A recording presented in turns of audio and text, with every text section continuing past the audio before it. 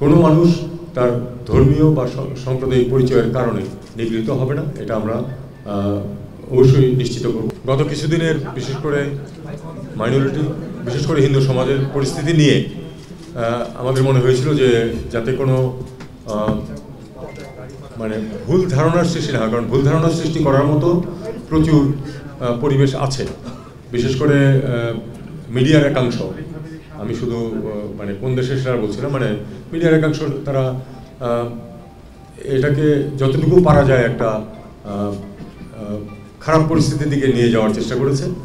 কাজেই আমাদের মনে হয়েছে যে আমাদের যে এখানে ডিপ্লোম্যাটিক কমিউনিটি আছে তাদেরকে বিষয়টাতে একটা ব্যাখ্যা দেওয়া প্রয়োজন, যাতে তারা প্রকৃত অবস্থাটা বুঝতে পারে। আমি এটা জানি যে তাদের নিজেদেরও কিছু মেকানিজম আছে তথ্য সংগ্রহে, কিন্তু আমাদের অবস্থানটা পরিষ্কার করার জন্য আমি তাদেরকে আজকে ডেকেছিলাম।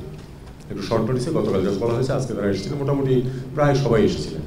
সেখানে আমরা আমাদের অবস্থানটাকে ব্যাখ্যা করেছি। আমরা বলেছি যে আমাদের, আমি খুব সংক্ষেপে বলছি, তারপরে আপনাদের কিছু প্রশ্ন উত্তর দেবো আমি। আমরা বলেছি যে আমাদের এই সাম্প্রদায়িক সম্প্রীতি হচ্ছে আমাদের সমাজের অংশ এবং সরকার এটা বজায় রাখতে দৃঢ় প্রতিজ্ঞ। কোনো মানুষ তার ধর্মীয় বা সাম্প্রদায়িক পরিচয়ের কারণে নিগৃহীত হবে না, এটা আমরা অবশ্যই নিশ্চিত করব। এবং আমরা এটাও বলেছি যে যে সরকার আছে তারা এক্ষেত্রে উল্লেখযোগ্য সাফল্য দেখিয়েছে গত প্রায় 4 মাস সময় যেটা পার হয়ে গেছে এর মধ্যে।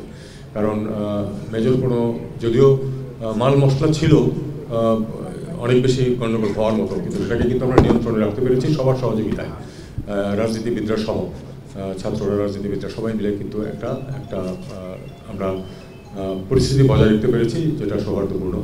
বিশেষ করে একটা এত বড়, তারপর পরই এত বড় একটা অনুষ্ঠান ছিল দুর্গাপূজা, সেটা পার হয়েছে অত্যন্ত শান্তিপূর্ণভাবে এবং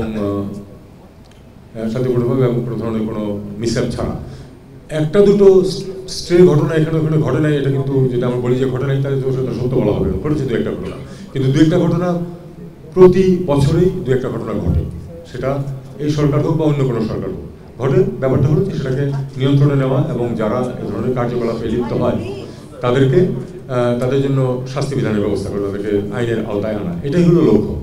এবং সেটা এই সরকার অত্যন্ত ডিলিজেন্সের সাথে সেটা পালন করেছে। আমি মোটামুটি এই লাইনে তাদেরকে ব্রিফ করেছি এবং আমি বলেছি যে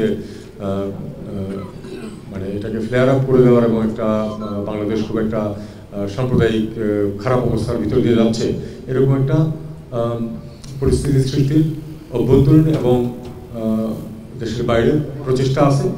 আমরা সেই প্রচেষ্টাটা যাতে সফল না হয় সেই চেষ্টা করছি।